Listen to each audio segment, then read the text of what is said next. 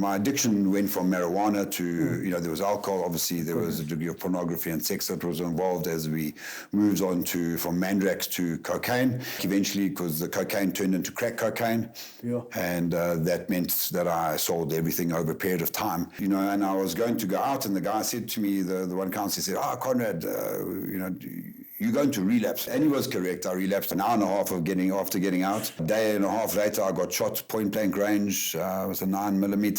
For the next 18 days, it got really bad. I got arrested. I got away. It was that story. Everything was shut down. And on the 20th of January 2000, I checked myself into a hardcore treatment center down in the Eastern Cape. Welcome to Choose Life, the podcast. I'm your host, Abna Mariri, author, survivor, and changemaker. Each episode delves into victorious stories over addiction. We bring hope and actionable guidance to those on this journey. Choose transformation with us. Choose victory. Choose life. Today, it's a beautiful moment because my guest, I just love dearly. I'm so delighted to welcome my friend, my brother, my colleague, my confidant, Conrad Cooper, the visionary founder of Project Exodus, an organization dedicated to fostering a culture of recovery within communities. Welcome, my friend. Yeah. Abner, great. So happy to be here. What a privilege and an honor. Thank you. Yeah, my goodness. What do I say about you? One of the things that is personal. Very little. Well, it's very personal to me because, I went to South Coast Recovery Center, and this is a place where I recovered my life. And you happen to be the founder of South Coast Recovery Center. Actually, I didn't like you when I first met you. You know that. I felt that, yeah. We clash heads, and I'm like, who's this fool? Who's this buffoon going up and down? And little did I know, there are somebody says there are situations where you meet people and their destiny, they become destiny relationships, and certainly you are one of them. Now, you are a founder of Project Exodus. Yeah. What is Project Exodus, Conrad? Project Exodus is a movement. We're an organization based down in Durban. We have about 50 or 16 staff members, and we are committed to changing the culture of addiction to the culture of recovery, to empowering both the local people, our greater nation, that recovery is possible, it's a right, it's an inheritance, and it's absolutely achievable. So that's our heart. Our heart is to go after the one. Conrad, I know when you talk about Project Exodus, you're incredibly passionate. Why is this your life mission? Sure. I think my life mission is birthed out of a desire to live at its fullest. Unfortunately, as a young man, I went through a molestation as a young guy, and that impacted my decisions and my choices in my life. Wow. And as that played out through senior school, it played out into after school. I got caught up in substance abuse. And whilst I managed to work well and deeply and profoundly within the corporate area, that of course came to its natural conclusion with the escalation of addiction. Yeah. What are the reasons that led you to ultimately using drugs, and what was your drug of choice? Yeah, my addiction journey was a challenging one. It started off with behavior disorder after the molestation, of which there were more than one. It impacted my ability to relate to people and to engage with people. Likewise, I was sent to boarding school. So at that same point in time, I was separated from my birth family, and I went into a strange environment, which was really challenging for me. So I battled socially for many years in that environment. I did okay at school. I was privileged to attend a private boarding school. But in hindsight, there was a lot of challenges that I faced at that point. Coming out of school, the times in South Africa during apartheid was hard. It was hard for many people, and one doesn't really want to unpack that too deeply. But it was also hard for me as I came out, and I got introduced to drugs, and those drugs obviously introduced me to sex, and those processes as a young 18-year-old took over my life. So, I left Wits University prematurely and ended up being conscripted.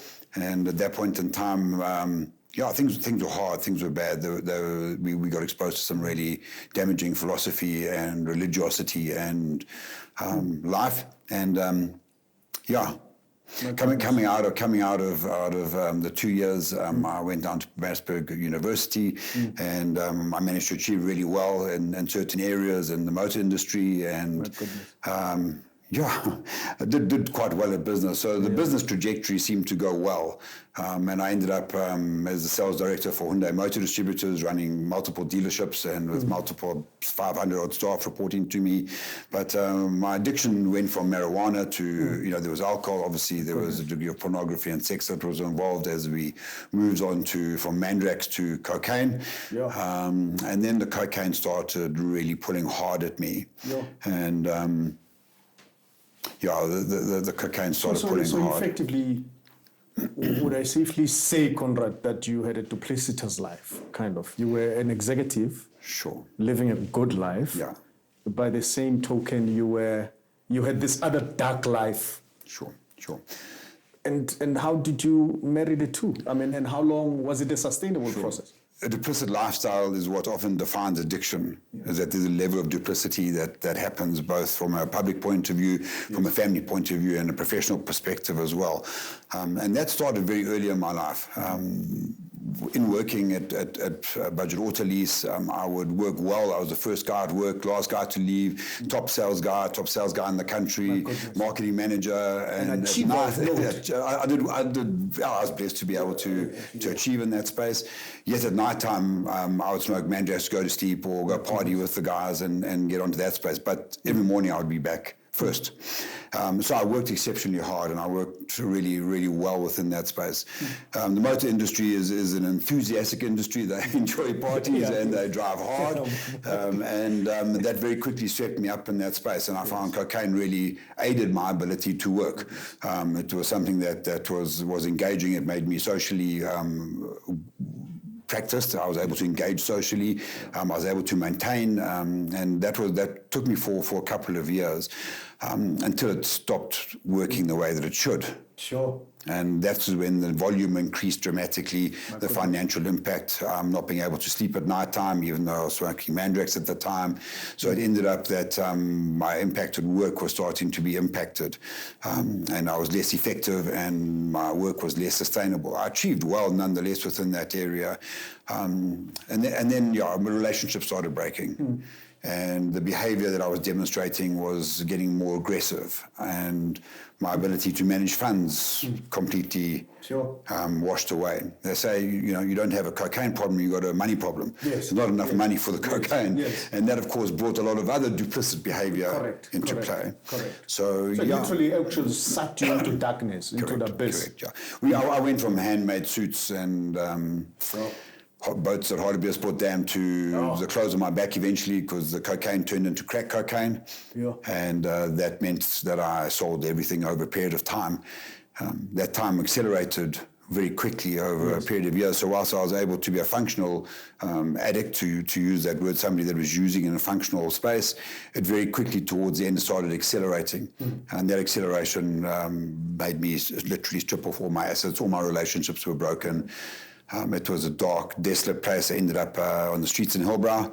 And there's just so much to unpack. Just let's go into a mind of an addict and the behavior patterns that are associated with that.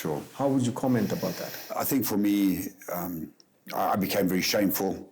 I was ashamed of my behavior. I was ashamed of how I looked, where I used to always look good and dress good. From designer suits, crafted suits. It was. It became very shame-based. There was crime that took place, obviously, to fund one's habit. There's lies and deceit that goes with the duplicit behavior. Tell me about it. I couldn't look people in the eye anymore. The vocabulary that I had started falling away. And I'd start speaking and not find the word. I started missing family events. It impacted my daughter dramatically. She didn't live with me. She lived in Pietermaritzburg, which is one of the things that impacted my life, that I wasn't able to raise her at that point well. But I remember stealing money from my mom and dad in Sandown and getting out onto the road to Hillbrow. I put my finger out for the taxi. And the man that I used to work for at Hyundai, who I respected immensely, drove past and looked at me and shook his head at my sorry state. Didn't stop. It didn't stop. My goodness. Thank goodness he didn't stop. My shame was severe. There's a huge spiritual connotation to addiction, and that started coming across, and I was very dark and bleak. I tried to kill myself by that point in time. So you were also suicidal? Yes, several times during the journey, unsuccessfully. At that time, you cry out to God, enough, take this away from me, and. So there's no way out. And I didn't like who I'd become. I'd become violent. I'd become abusive. I wasn't a nice guy. And then there was a time that I knew I needed to try and get help, and it just wasn't working.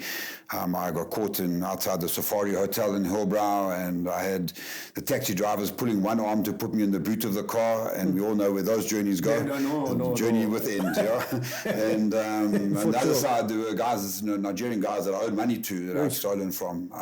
And you're being pulled apart, and I managed to get away by grace. And my sister... my sister took me to rehab. It was a long delayed journey to get to the rehab that day. But I checked into... Did you reach your lowest point, effectively? You had reached what they call rock bottom. Sure. Over the years, that rock bottom has become a very much debated point, because in running treatment centres, I understand there's always a lower rock bottom. We've had guys in wheelchairs that weren't in wheelchairs when they hit their first rock bottom, but have progressed further down that road. It's about making the rock bottom work for a person and work at that point, the situation that they are in. And that speaks to obviously codependency and enabling and helping people into treatment. But I went into a treatment centre. It was a good treatment centre. Conrad, sorry to interrupt. I remember my first episode of treatment. It was Hugh Masekela and my good friend Lebo M. And it's incredible that they came in and at the time pointed me to my first rehab and said, Chief, the state that you are in, you need to get some intervention. And Hugh Masekela was very, very, may God rest his soul, he was very aggressive with me and said, you are going. I'm not taking no for an answer. I've used that strategy as well. For you, and I went to my first treatment, for you, did you want to go to treatment or who took you there? Who was your Hugh Masekela, quote unquote? Sure. That's a difficult question for me to answer. I didn't have a Hugh Masekela. I didn't have that process. I knew the shame that was in me. I knew that I wanted to die. I didn't want to live like this anymore. The police were after me. It was, there was a huge amount of shame, and I realized that if I didn't get help, I was going to die. And I realized then that perhaps there was a small flame in me, a flicker of light that I needed to live. So my sister helped me get into treatment. She was battling herself, going through a terrible divorce and things like that as well. And we had our relationship was a complicated but beautiful relationship. And she dropped me off there. I got there in a sorry state. I had one pair of pants, a couple of T-shirts, a pair of Caterpillar boots, well-used Caterpillar boots. Oh my goodness. So that's what I lasted 3 days, Abner. At the rehab? 3 days I lasted, and what do you mean you lasted 3 days? It was in Houghton, and I could see Hillbrow if I just lifted my head up a little bit. So the cravings got the better part. Hillbrow called me. I climbed surreptitiously with my implicit behavior over the fence. I went and scored, and when I scored, I realized that I wanted to be in rehab. So I took the drugs back to rehab, and I used in the rehabilitation. Back at rehab. We do some really strange things. Some strange stuff. I used inside the house and upset everybody. I put other people's lives at danger. Correct, because people are fighting for their lives, and anytime you see drugs, the craving comes like a ton of bricks. I walked out the bathroom, and there they were waiting for me. So I stepped on the street that night, and I stepped outside the rehabilitation centre on the pavement, begging them to come back. They were firm with their boundaries. I got back in 3 days later, and 2 weeks later I relapsed again. I was determined to recover, yet a guy came in, and that's what happens. But it's a dark cloud. So you survived all kinds of stuff. Suicide attempts, near-death experiences, recovery, and here you are even at the glimmer of hope. Yes. Yet the hope is hard to grasp. Yes. To hold on to. Hold on to. What do you attribute it to that? Addiction is a duplicit, dangerous, multifaceted process that has evolved. It's trauma-related. It can be hereditary. It can be disease concept orientated. And there's many processes that lead to that state. And when you're in addiction, of course, much more trauma happens. Yes. And much more abuse happens. So it complicates it and complicates the process. My goodness. So for me, I wasn't there's no simple addict, but I wasn't a simple addict. The challenges I had, I'd fallen from grace. I was in a huge amount of debt. I had judgments against me. My divorce papers were served in rehab. I'd been using, with that person. It was, and I was going to go out, and the guy said to me, the one counselor said, Conrad, you're going to relapse. And I'm like, Wenzani, how can you say that to me? I'm working, I'm the guy that's going to work. He's prophesying over he said, you're too resourceful. And he was correct. I relapsed an hour and a half after getting out. A day and a half later, I got shot point blank range with a 9mm. Sure. What happened? Shot? Yes, I got shot at point blank. I have sometimes a big mouth, which sometimes doesn't work to my advantage. It can get you into trouble. Plus, I was trying to, so we'll leave that story untold, perhaps for another time, another day, But I managed to drive myself to hospital most of the way. And they put a drain in my lung. I came out of ICU 3 days later. I ended up using in hospital. Using in hospital? Yes. Conrad, you were a serious junkie. Yeah.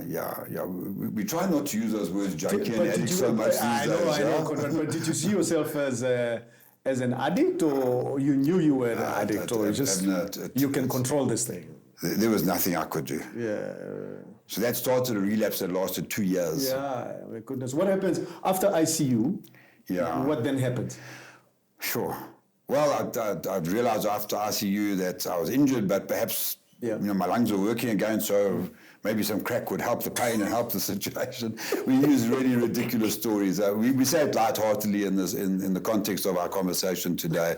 My daughter came to visit me in hospital, and I wasn't lying in the bed. And the hospital kicked me out that day, and they discharged me the next morning. And things then got really bad. From there, it just went downhill.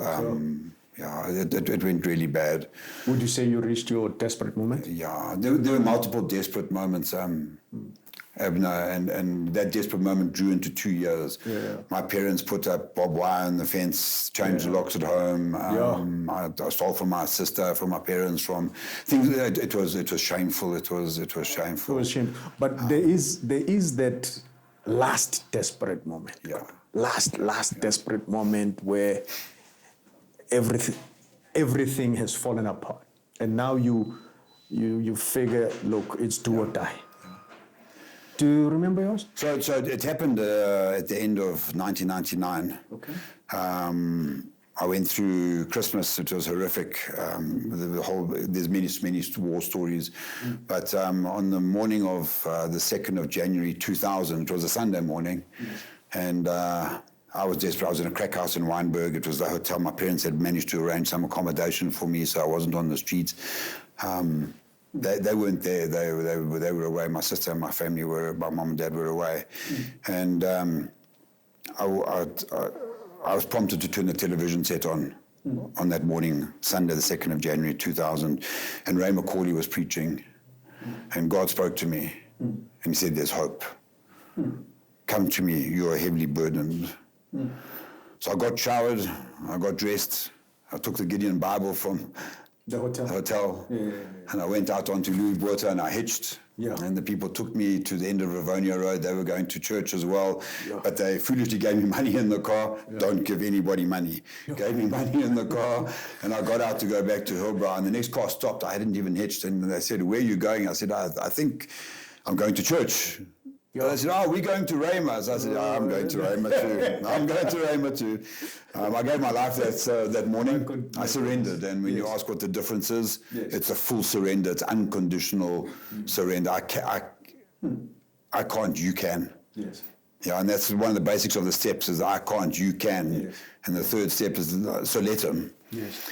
But I went back to Hillbrow, and then it got bad. For the next 18 days, it got really bad. I got arrested, I got away. It was that story. Everything was shut down. And on the 20th of January 2000, I checked myself into a hardcore treatment center down in the Eastern Cape.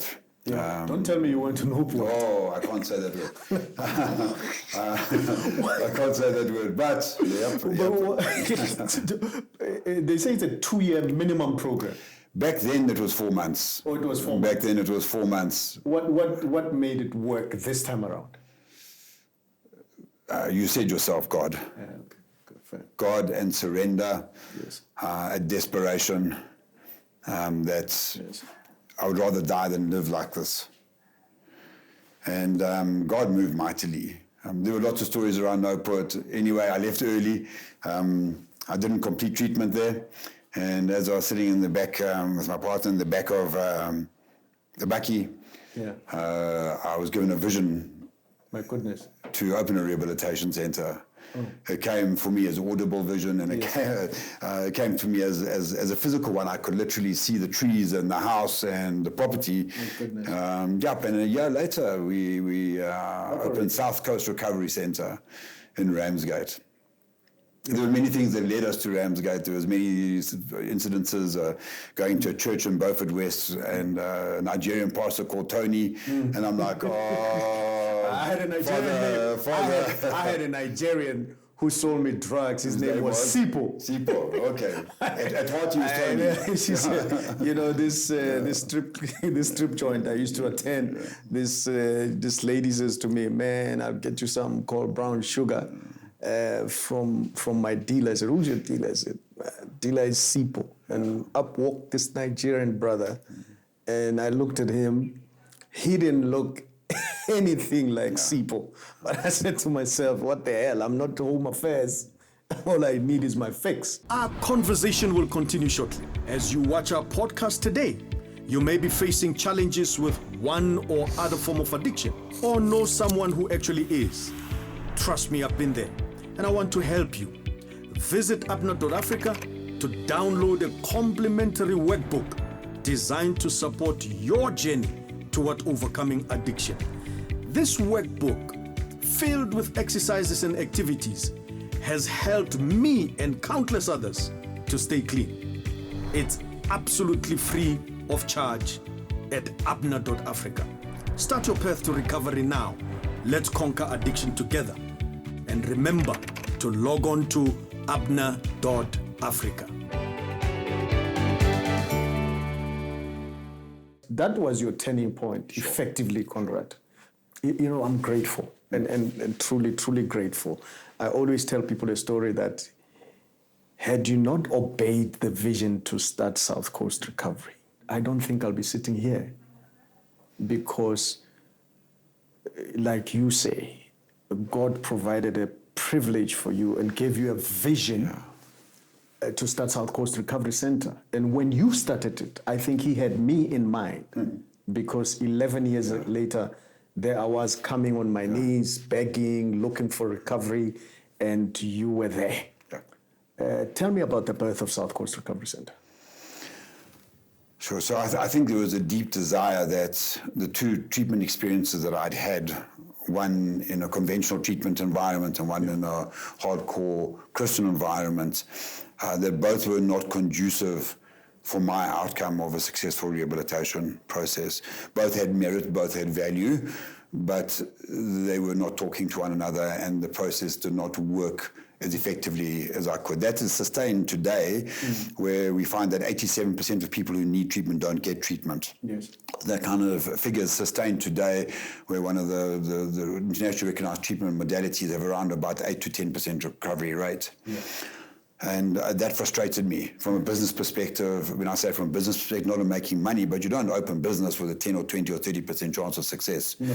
Yet they people invest in our recoveries Yes. with a chance of that kind of percentage, and I felt that it was unacceptable. That was not what we are called to do. God says, "Behold, I do a new thing. I create a new process. I make rivers in the wasteland." And he says, "You're a new creature. You're made into a new man, a new process." Yet we're haunted by our past, and we're haunted by those processes. So the heart of the heart of South Coast Recovery Centre was strongly to try and reach people that we could make a difference to. Man, Conrad, I talk about my experiences at South Coast. Like somebody says, recovery is easy. I said, recovery is not easy, and I came into South Coast battered, beaten, and broken. Sure. And I remember that day. I was thin, emaciated, and I didn't know what to experience, what to expect. 5 days later, because I took crack, the task of having to sit there thinking, now I'm going to be here for 6 long months. What am I going to be working on? But I can speak so, and I'm glad that I stayed. And I tell you why. It wasn't an easy process. I was building bricks.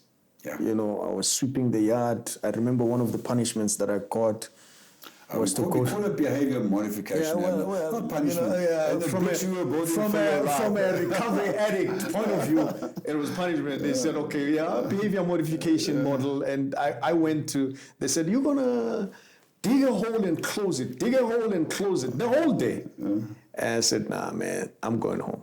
So I went and sat in the boma. I said, I'm RHTing, I'm leaving. Now, the model at South Coast, for me, worked. It was tough. It was not easy. A 22-year-old was commanding me to wake up at 5 o'clock to go sweep and stuff like that. It was tough. It was not easy. And for me, it was working. Sure. The success rate was there. Now you sell it. And I referred so many people to South Coast. And I called you one time. You said, no. God has called you to do something else. I'm like, how can this guy do this to me? Because now you're my referral point. Now you sell it. You go and start Project Exodus. Oh, what happened by that? So I think, Abner, that when the thing started, it was hard. We didn't really know the best way to create programs and structures. And during the time of South Coast Recovery Centre, it was a challenging environment and challenging process for us. And we felt that many of the programs were insufficient. And over that period, we developed many, many programs. And as you recall, South Coast Recovery Centre changed dramatically within that time frame. And it achieved very good success rates and very strong processes. In fact, in 2015, the Department of Social Development, having done multiple assessments of the treatment centre, said it was a flagship treatment centre of which many treatment centres could take a chapter. And we worked quite closely with the department. But I felt restricted. We could only help the number of people that were in treatment. And even though we sponsored many people into treatment, the numbers were limited. And we really felt that actually I needed to step out to be able to pilot and develop programs with a team and to develop a situation that we could really go for the people that couldn't afford rehabilitation centres. And at the time, you were obviously, I'm fascinated by your CV in terms of what you have done with government, with social development, Sure.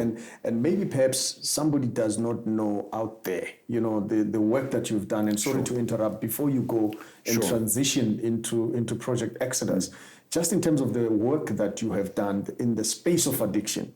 What you bring on the table. Maybe you can speak to that slightly. Yeah, thanks, Abner. I think by grace, my father put me into an organisation called the Central Drug Authority, and the Central Drug Authority was mandated under the Substance Abuse and Treatment Acts to be the authority that advised and spoken to the Minister of Social Development and to the National Drug Master Plan, and subsequently into Act 70 of 2008.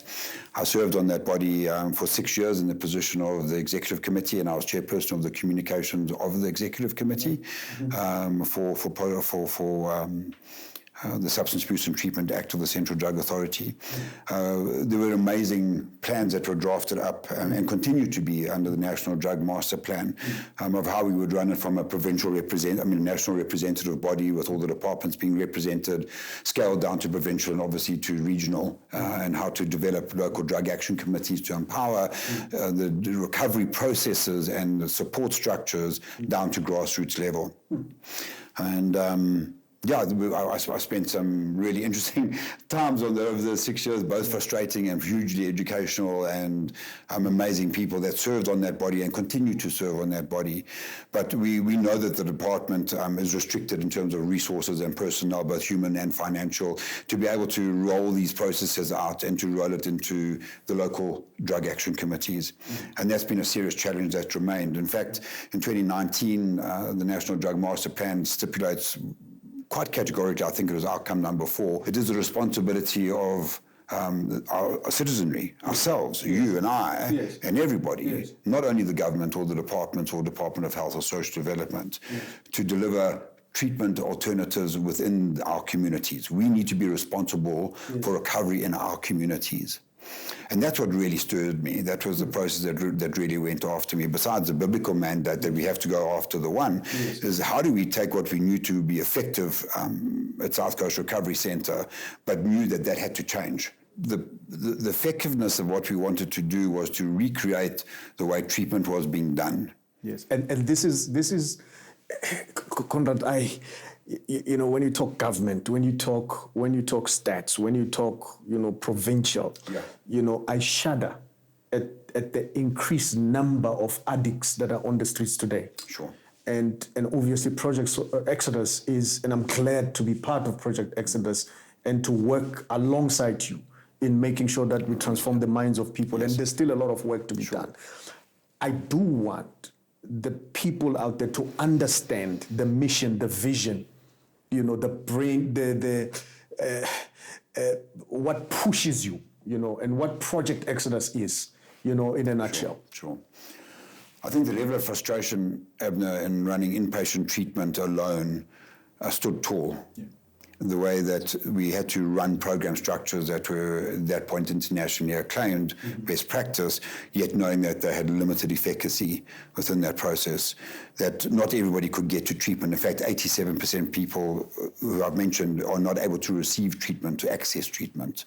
We know that 86% of domestic violence cases in our country are alcohol-related.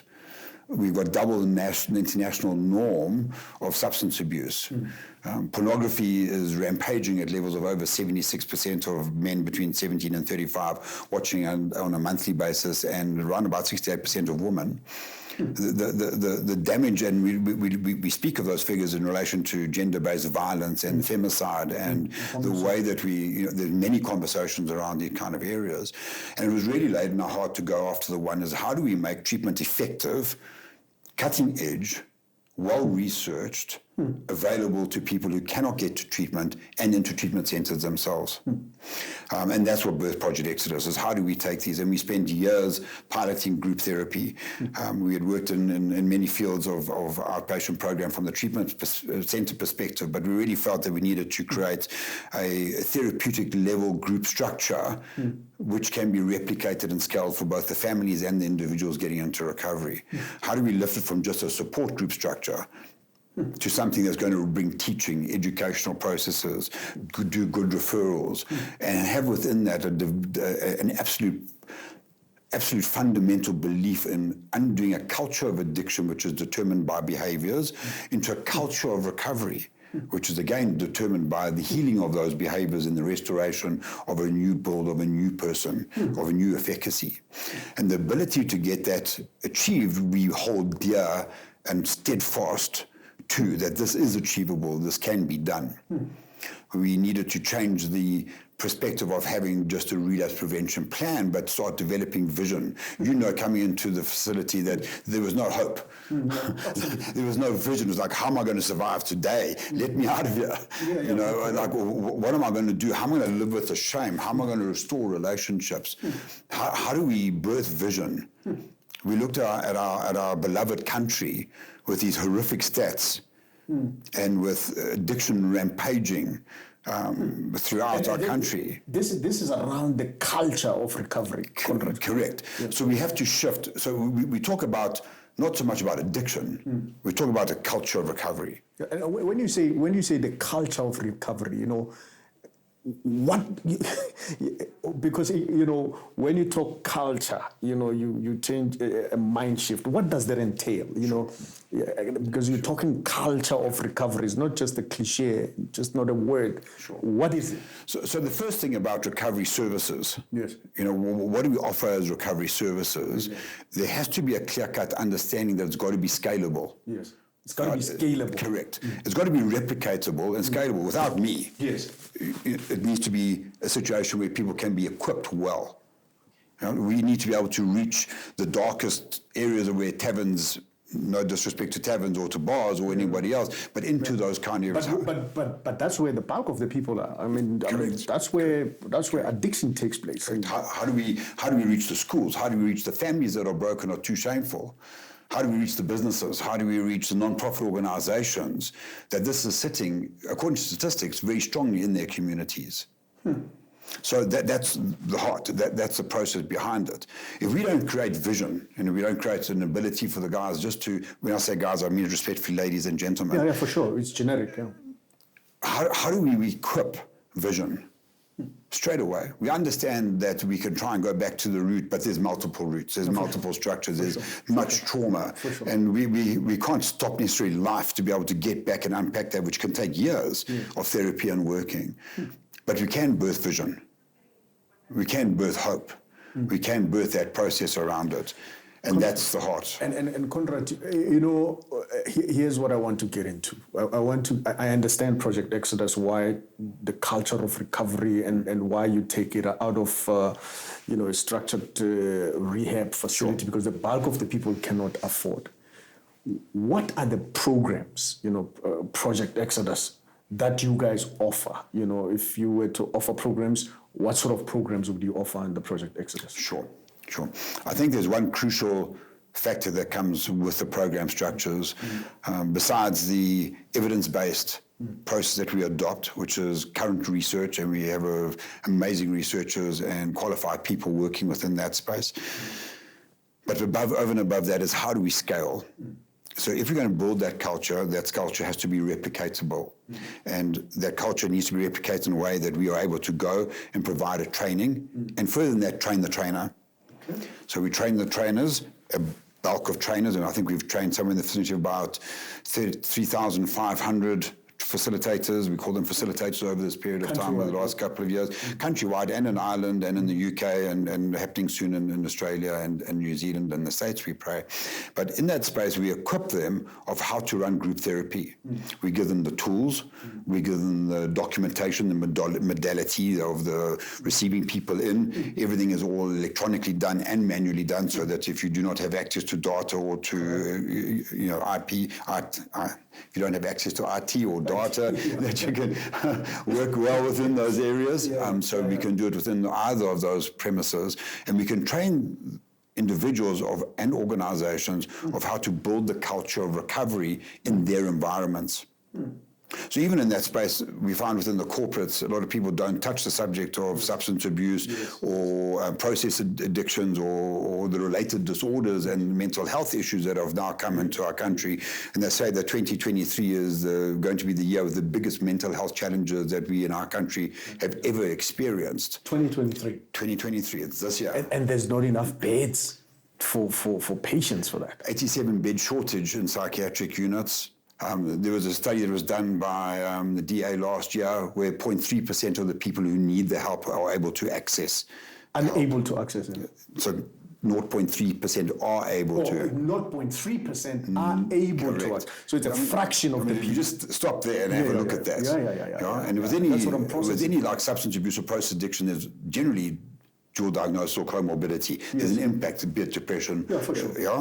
So if you look at it from the trauma that we've experienced as a country collectively, right the way through COVID and through apartheid and through the changes that we've had, there's a collective trauma that also needs to be brought into place.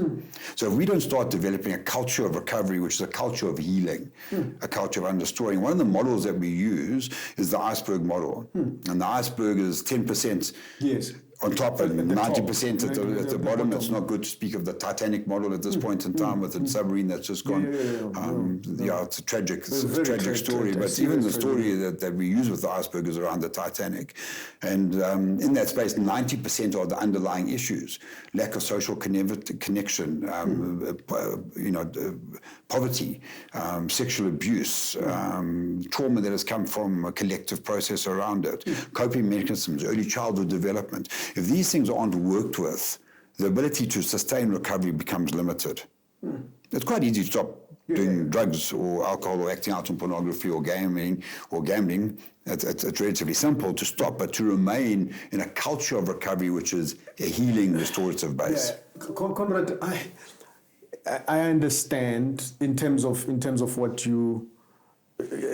Project Exodus does. And, you've got a group of researchers who research material, look at environment to create that culture of recovery. There are courses that you facilitate. Now, I've got many people in the township watching, saying, "How do I benefit from this?" Sure. This is not an inpatient. It is an outpatient program. So let's say we identify a community of Guatemala, for lack of a better term, because that's where I come from, and there's a culture of addiction in Guatemala.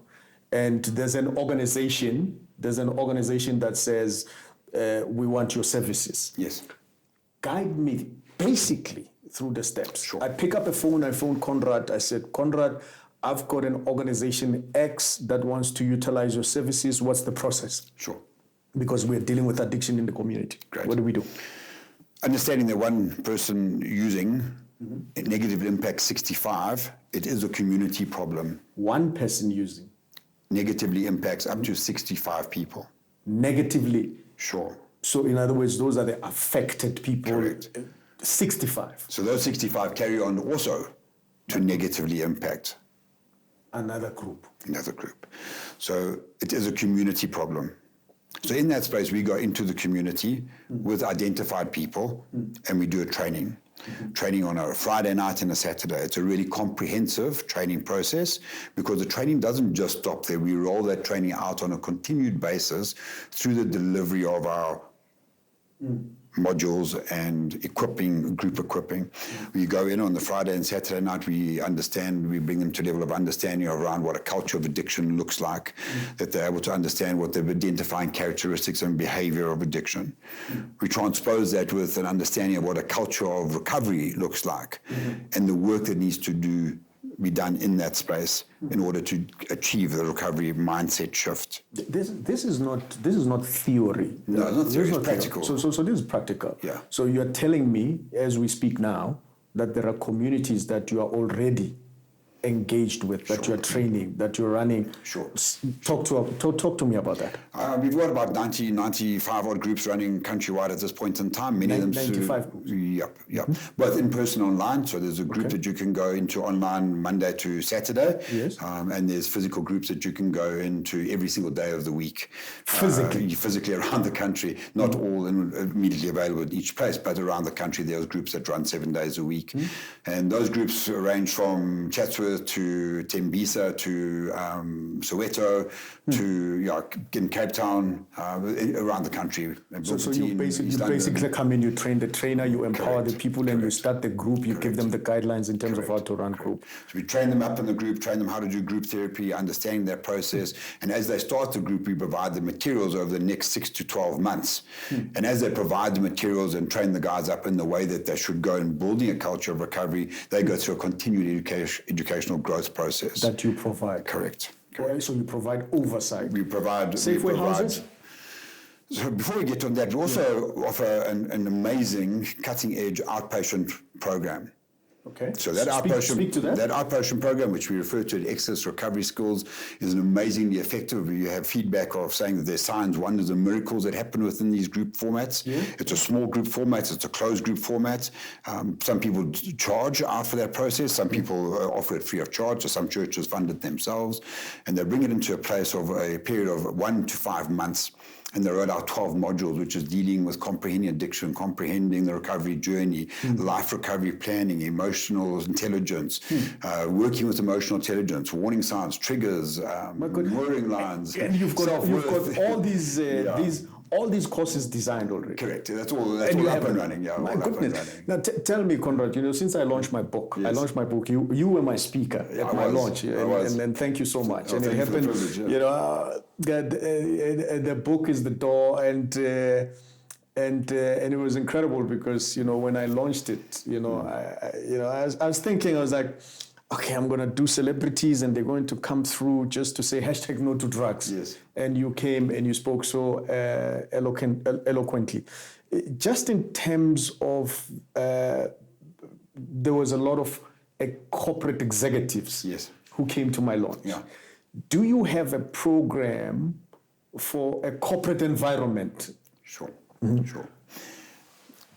It's important to realize that around about 50% of corporate disputes at this point in time happen around substance abuse and pornography. My goodness. So there's a lot of cases that are on at this point in time where there's been a dismissal or disciplinary action taking place in that space. If you're a corporate and you're not aware of the identifying characteristics and not working within that of providing a safe environment for your teams to be getting help in the process, you're lagging behind the HR curve. Yes. So first and foremost, you need to get on the program.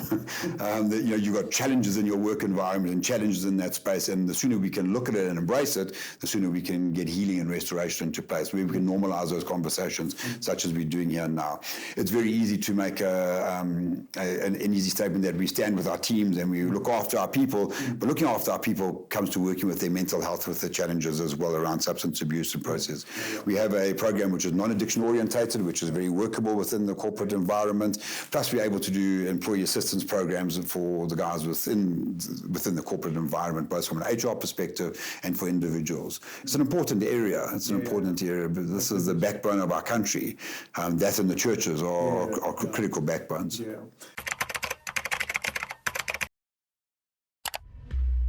In the silent battles of addiction, every hopeful story can be a key to liberation. As we take a quick pause from our chat, I invite you to step through The Door, my memoir in which I give an uncensored account of my journey through drug addiction hell. Each chapter is a testament to the strength we all possess, even when hope seems like a distant light. From the gripping darkness of substance abuse to the uplifting journey towards clarity, my story is laid bare, raw, and real. Whether you are touched by addiction or walk alongside someone who is, your journey to hope can start today. It's available now as an ebook, audiobook, and paperback on TalksTV.Africa. Unlock the narrative that could redefine your understanding of addiction and recovery. Get my book, The Door, by logging into TalksTV.Africa today. Choose the key that fits your lock. Choose life. Is the war winnable? Do you have hope, Conrad? I have hope. After I met the Lord, opened the door and got saved and started pushing in those 18 days, were terrible 18 days from the 2nd of January 2000 until the 20th when I checked into that treatment facility. And my parents phoned the treatment center that I had been at, and they asked if I could be readmitted. And they said, no, do not bother with that. Conrad is beyond salvation, he's beyond getting better. It's probably better to take out an insurance policy for his burial. Yet I sit here today, saying that recovery is not only possible, but it is achievable. It needs to be done right. You say we say it's not an easy thing, but it's a simple thing. And if you surrender well, and we put good community processes around and good program structures around, and we can talk about it in a community-based process, that we are not being judged, and we can get away from the stigma of what addiction looks like and rather look at what recovery looks like. How does recovery benefit our communities? How does it create jobs? How does it create environments where the churches are healthy, where the businesses are healthy, where our youngsters are healthy? Over 50% of the youngsters in the States, United States of America, identify themselves having an internet addiction. Internet addiction. Correct.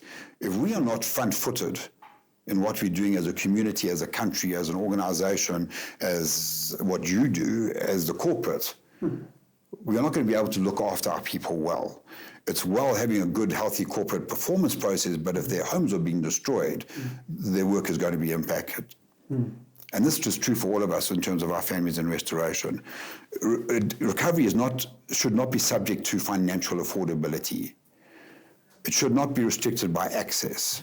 It is our responsibility to make affordable, effective, evidence-based treatment programs available on a scalable solution to our country and internationally. You know, when I came out of rehab, long before I went to quick programs. My first two recovery, I went to Crescent Clinic, of course, sent by Huma Sekela, said you must go there and stuff like that. And when he came to visit me in rehab, he says, when you come out, and I know it's one of on the 12 steps, is one of the steps where you have to make amends. Yes. Why is making amends and integrating interpersonal relationships with families important for Project Exodus? Sure. I think I caused a lot of harm in my using days, and it took me a long time to fix. My father's late, 2014, and my mom, 2017, and it's by his finance that we started the treatment facility, and it's by his grace that we have been able to finance Project Exodus at this point. Up until this point, we are in need of finances, obviously, as an NPO and as a developing organization. And I remember I was about 3 years into recovery at that point in time, and he came down to see me. We lived in Johannesburg. We were obviously in Ramsgate, and he had really small writing. He was a very astute businessman, a very amazing man. And he started reading out all the things that I had done over the years. My goodness. To me. And I could see there were many pages. And after about 45 minutes of this, of course, I'm getting a little bit agitated, and I'm thinking, and it's bad things. It's not good things. It's not things that you want to hear. And I don't want to put blame. I don't want to drag other family members into it. But I was like, Dad, my father, I love you and I respect you, and you're the person who made this possible to run a treatment center. But I am running a recovery center. I'm in recovery. I'll get even 23 years into recovery, I still get drug tested on a regular basis to evidence base the things that we do. But anyway, at that point, I'm like, I'm still in recovery, and as I was saying the words, it felt like just because I'm in recovery doesn't mean I'm justified anything or owed anything or entitled to anything. And in fact, entitlement's a really bad behavior, as is, expectations. And I couldn't have an expectation on him, and I managed to bite my tongue. And I realized that process that he was going through was for his healing. And even in that space, he was acknowledging his absence as a father. It was a profoundly moving experience for me. And in that space, I really understood that my life, that every breath I owe to God. First, I don't deserve to be alive. I went through many narrow, close to death circumstances and situations. I don't deserve to be alive, Abner. And I owe every breath to God. And therefore, my lifestyle should be a lifestyle of amends. Does that mean it's a lifestyle of paying back debt? No. Does it mean that it makes a lifetime of being spoken down to or being judged or humiliated? No, not at all. A lifestyle of amends is living a life to the fullness of God's purpose and commitment and dedication of what He desires. But you also realize that in your addiction, in your chaotic lifestyle of addiction, where you cause there was a lot of multiple destructive behaviors. Sure. you had to own up to the mess that you have caused. Correct. And you had to internalize the fact that you have to come to a level where you have to make amends. So there has to be healing. Sure. And you can't begin a process of healing without confronting the very hurt that you caused. Sure. And how do you facilitate that healing between families? I think let me turn the angle a little bit. Yes. A golden hour in a medical term after a vehicle accident is a critical period to sustain life. In the recovery journey, the golden hour we refer to as 2 years. In other words, the recovery journey is a critical one that one travels over a 2-year period. Early on, the guy said, I'm so sorry for what I did. I'm so sorry for this. I'm like, okay, let's see the actions behind the words. Let us see whether the development has taken root. Let us see the change that have been brought about. Let us see that we've truly moved as far as the East is from the West, and we're moving from a culture of addiction into a culture of recovery, which can be mandated and followed out. That is the amends. That is the process around it. In that, I also need to make direct amends. So where I've hurt somebody or where I owe money or these kind of things, we should be addressing directly, unless, of course, we bring harm to those people. And it's an important part of the process, but it shouldn't come too early. It shouldn't come too early. I need to validate my recovery. I need to have gone through... The recovery journey is not just about a 12-step process. That is a doorway, it's a pathway, it's a routing, it's a beautiful structure. However, there's a lot of other things that happen.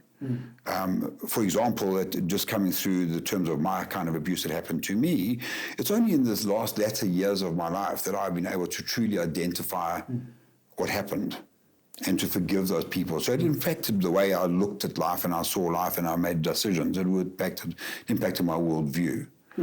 Likewise, it brought a level of humbleness within me and humility within the process, because I know everything I do owe to God. It's not in my own strength that I do it. I don't sit here by the works of my hands or the amends I made.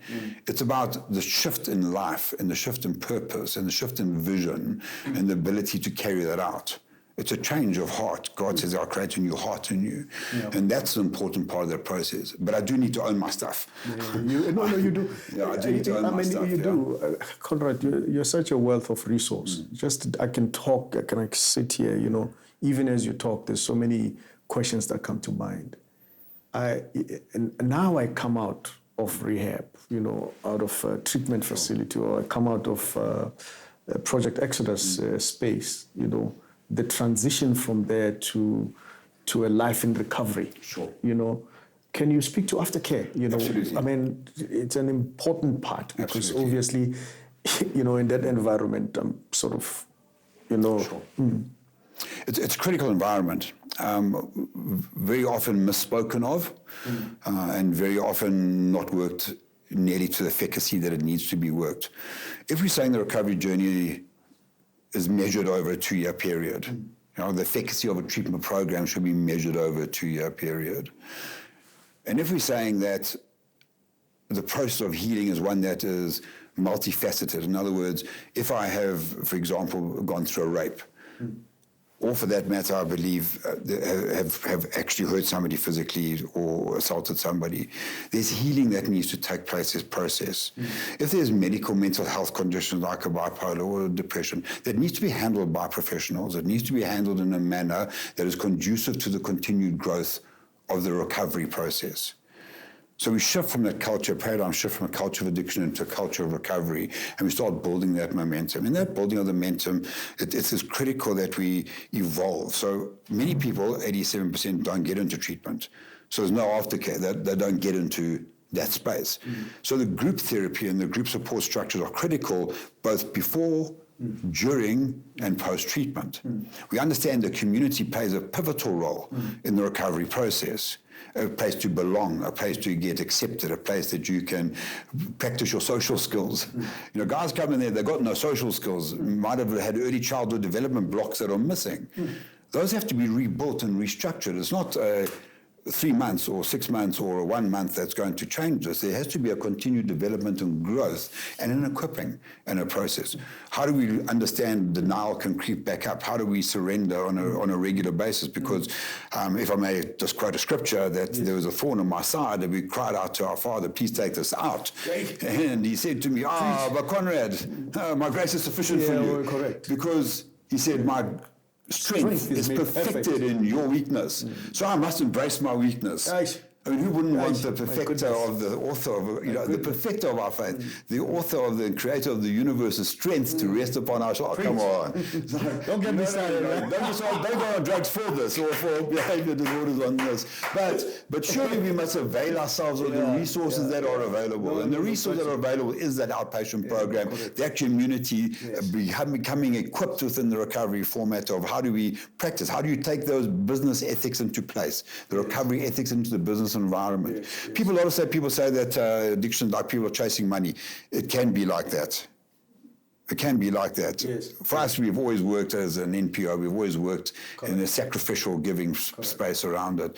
But it is important. How do we bring the culture of recovery into the church, into our homes, into our community, even outside of addiction? We have a program called Thrive, which is outside of addiction, which deals with emotional intelligence and life recovery planning. And it's some good material.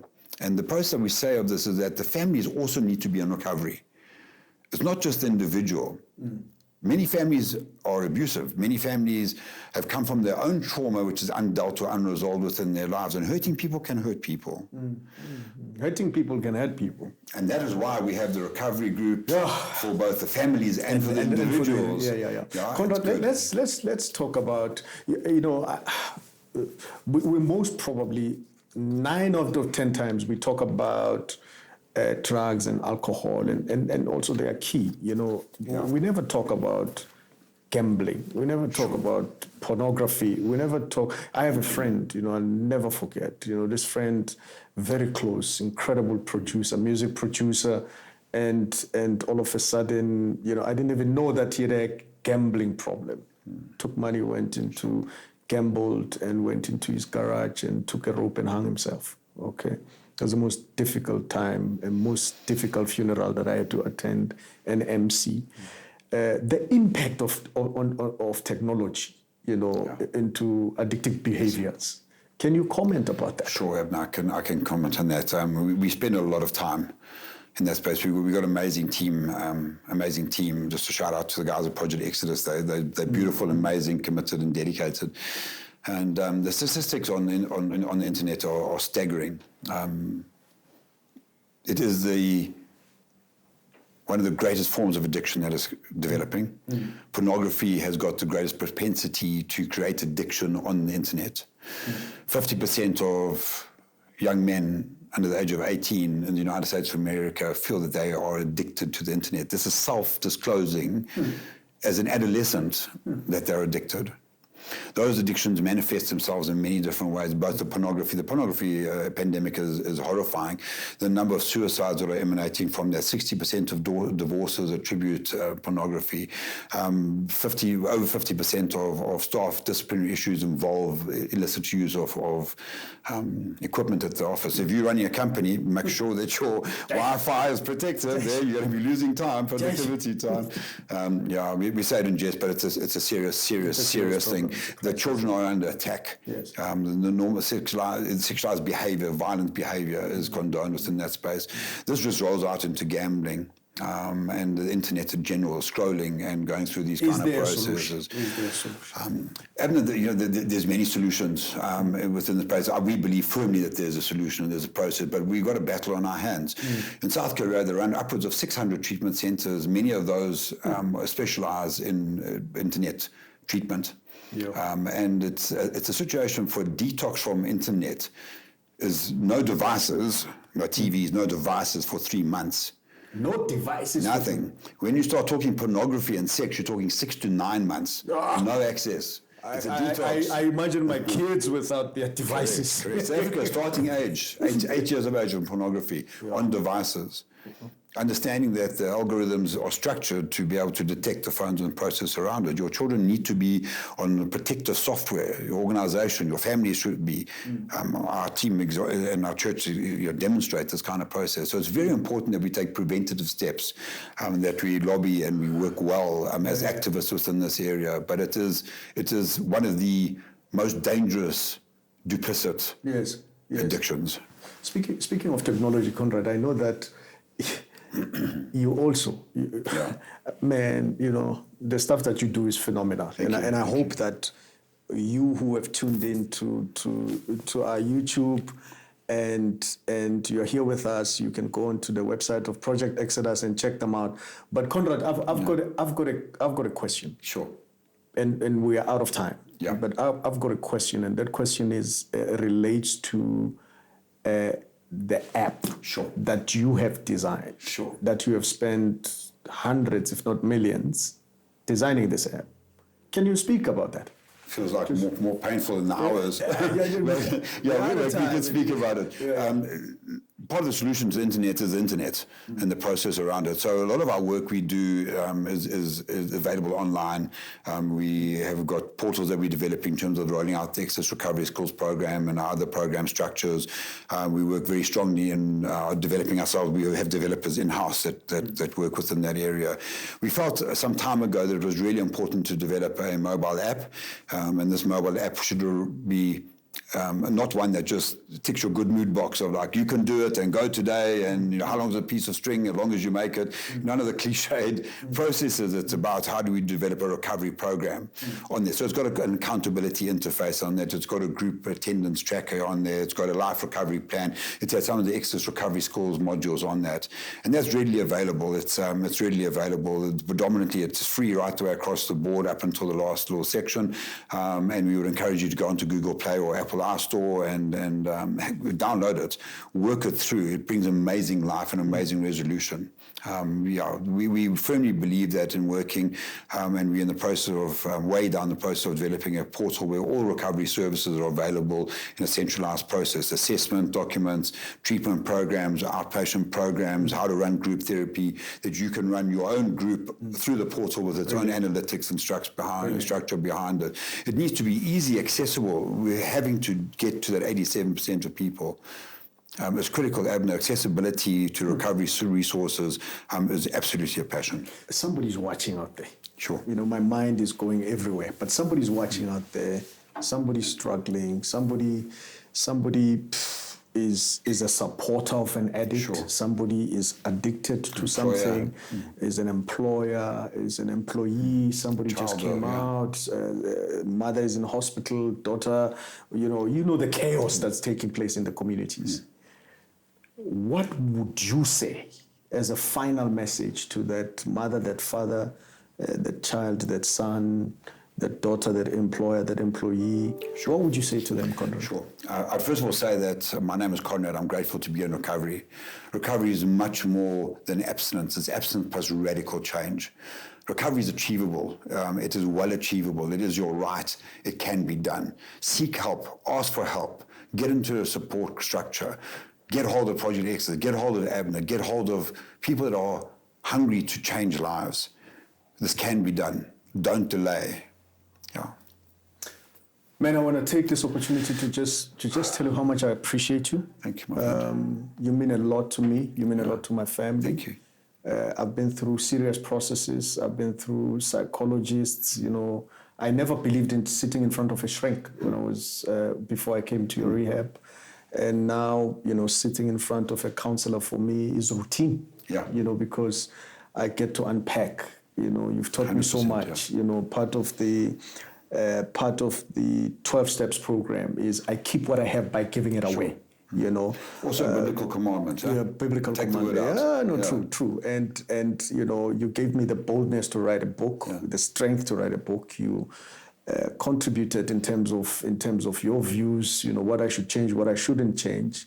I think in you, I have an incredible support base, and I'm glad that the future is bright. I've seen a business side of recovery, a solution-orientated 10 key solution. Yes. And the work that you do, we've just scratched the surface in terms of what you do in recovery.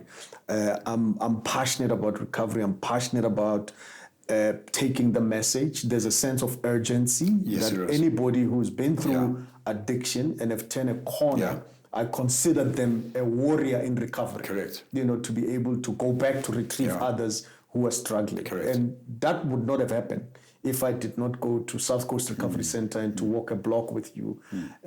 I always say mercy rewrote my life. Yeah. And you are the greatest supporter that I could ever count on. And I want to say it publicly and privately that, Conrad, I appreciate you, man. And you are a brother from another mother. Yeah.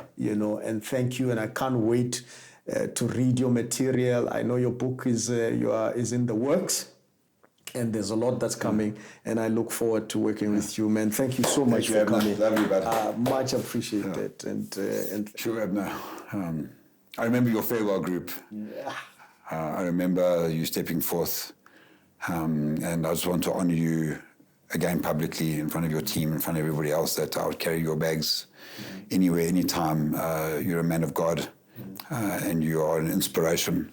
Love and appreciate you. Thank you. Well, just want you to say to you at home, I hope you've enjoyed this episode. I think it's life-changing, transforming. Get everybody to watch it.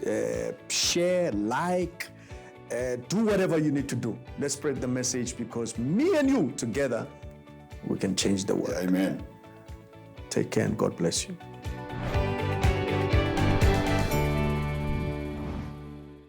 Thank you for watching Choose Life, the podcast. Please give us a thumbs up and hit that subscribe button below. Remember to also click the notification bell so you never miss an update from us. There are more Choose Life conversations on YouTube.